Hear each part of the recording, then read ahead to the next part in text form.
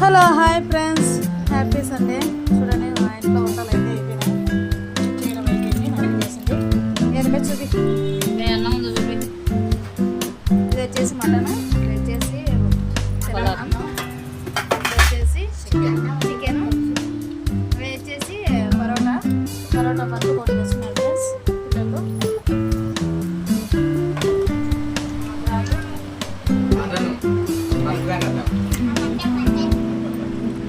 మనకు రాదంటే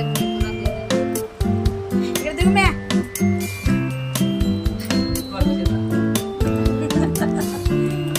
ఇది ఫ్రెండ్స్